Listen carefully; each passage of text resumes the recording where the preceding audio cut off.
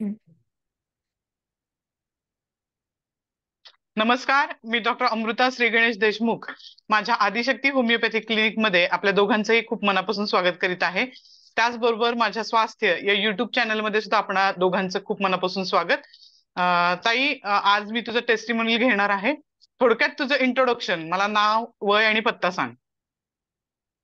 नमस्कार, माझे नाव कांचन निरंजन नडगे. मी अकलूज येथे राहते. माझं वय आहे 36. बरं, तू माझ्याकडे 7 मार्च 2024 रोजी आली होतीस मेडिसिन घ्यायला. तर तुला काय त्रास होता त्या दिवशी? 7 मार्च रोजी मला पोटात दुखत होतं, छातीत दुखत होतं, जळजळ होत होती, उलटी होत होती, मळमळत होतं सारखं, करपट ढेकरा येत होत्या. जसं पुढे छातीत दुखत होते इथे, तसंच पाठीमागंही तेवढंच पेन होत होतं. बरोबर. त्या दिवशी कुठच्या टेस्ट तुझ्या करण्यात आल्या होत्या? माझी ब्लड टेस्ट करायला घेतली आणि त्यानंतर सोनोग्राफी केली. सोनोग्राफी बर केल्यानंतर मग त्यांनी सांगितलं की पित्ताशयाच्या पिशवीत गाठ आहे, खडा आहे असं सांग. बर बर ज्या डॉक्टरांकडे तू दाखवलं होतं त्या दिवशी, त्यांनी तुला काय सल्ला दिला होता? डॉक्टरांनी सल्ला दिला की लवकरात लवकर तो खडा काढायला पाहिजे.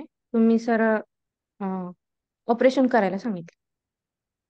बर बर ठीक आहे. ऑपरेशन करायला सांगितलेलं असताना देखील तू इकडे येण्याचं कारण काय? होमिओपॅथी ट्रीटमेंटकडे वळण्याचं कारण काय? डॉक्टरांनी सांगितलं होतं की ऑपरेशनच करा, पण मला काय ऑपरेशन करायचं नव्हतं. मग मला माझ्या मिस्टरांनी सांगितलं की आपण होमिओपॅथीचा सल्ला घेऊयात. मग आम्ही होमिओपॅथीच्या डॉक्टरांकडे म्हणजे तुमच्याकडेच आम्ही आलो आणि त्यांच्या सल्ल्यानुसार मग आम्ही ट्रीटमेंट सुरू केली. बरोबर. 7 मार्च रोजी संध्याकाळी मी तुझी पूर्ण डिटेल केस हिस्ट्री घेतली. शारीरिक, मानसिक, भावनिक पातळीवर तुझ्या संपूर्ण शरीर प्रकृतीचा अभ्यास करण्यात आला आणि त्यानुसार रात्री आपण आपल्या होमिओपॅथिक औषधांचे डोस सुरू केले. तत्पूर्वी तू ज्या वेळेला पहिल्यांदा माझ्याकडे आली त्यावेळेला सगळे रिपोर्ट्स पाहिल्यानंतर मी तुला व्यवस्थित काउन्सिलिंग केलं, तुला थोडासा दिलासा देण्याचा प्रयत्न केला आणि त्याचबरोबर काय तुझी कंडिशन आहे सध्याची, पित्ताशयामध्ये कुठे खडा आहे, तो कसा अडकला आहे, पित्ताशयात किती खडे आहेत आणि त्याचे काय परिणाम किंवा कॉम्प्लिकेशन्स होऊ शकतील. परंतु तरी सुद्धा आपण होमिओपॅथिक औषधं याच्यासाठी देणार आहोत. शेवटचा पर्याय आपल्याकडे ऑपरेशन हा असणारच आहे, पण पूर्वी आपण ही औषधं देऊन पाहणार आहोत काय होतंय ते, आणि निश्चितपणे यातून काहीतरी चांगला आउटकम निघणार आहे असा दिलासा दिल्यानंतर रात्री गोळ्या सुरू केल्यानंतर आपण एक एक तासाला जे डोस दिले, त्यानंतर किती डोस नंतर तुझ्या ज्या वेदना आहेत त्या कमी झाल्या? टोटल 6 डोस नंतर माझ्या वेदना कमी झाल्या आणि म्हणजे दुखावा पण कमी साधारण झाला. बरोबर बरोबर.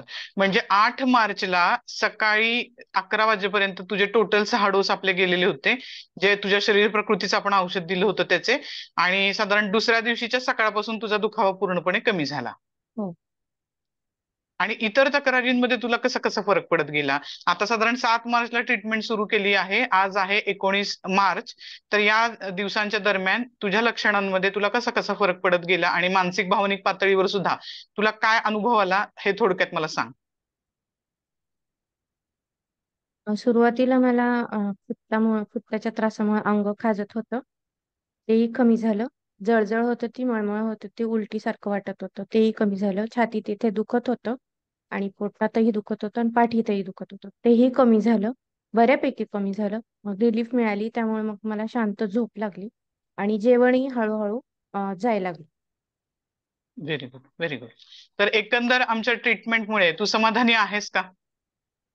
हो डॉक्टर, तुमच्या तुमच्या सल्ल्यानुसार व्यवस्थित गोळ्या आणि आहार व्यवस्थित घेतला, त्यामुळं मी समाधानी आहे. खूप छान ट्रीटमेंट दिली. हम्म, हम्म, हम्म. बरोबर. तर आता त्यांचे मिस्टर देखील आपल्यासोबत आहेत, श्री निरंजन नडगिरे. त्यांना सुद्धा आपण 1 मिनिट त्यांचं मत विचारणार आहोत.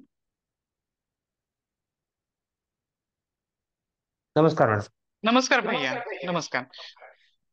तर तुम्हाला काय अनुभव आला या 10 दिवसांमध्ये? तिचा सगळा पहिल्या दिवशीचा जो त्रास होता, ज्या दिवशी तुम्ही माझ्याकडे पहिल्या दिवशी आले होते, तिचा त्रास भयंकर तिला त्रास होता, आणि आज या 10 दिवसांमध्ये कसं कसं तुमचा अनुभव राहिला, ट्रीटमेंटमुळे कसा फरक पडला, हे थोडक्यात सांगा.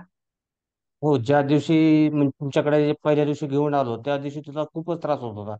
तुम्ही दिलेल्या सल्ल्यानुसार औषधं आणि आहार पथ्य पाणी पाळल्यामुळं सगळं व्यवस्थित ट्रीटमेंट मिळाल्यामुळं व्यवस्थित झालं सगळं.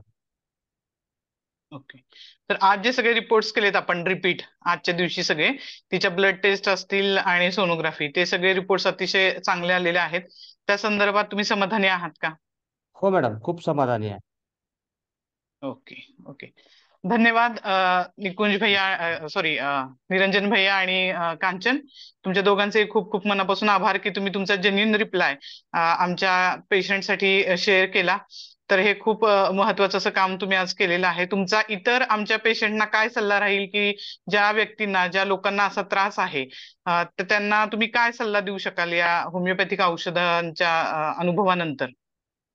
होमिओपॅथी औषधांना खूपच चांगला प्रतिसाद आहे. तरी ऑपरेशन पेक्षा आधी होमिओपॅथिक ट्रीटमेंट अनुभवल्यानंतरच मग ऑपरेशनचा पुढं काय बघण्यात यावं.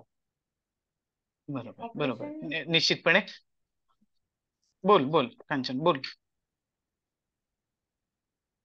ऑपरेशन करण्यापेक्षाही म्हणजे चांगलाच पर्याय आहे.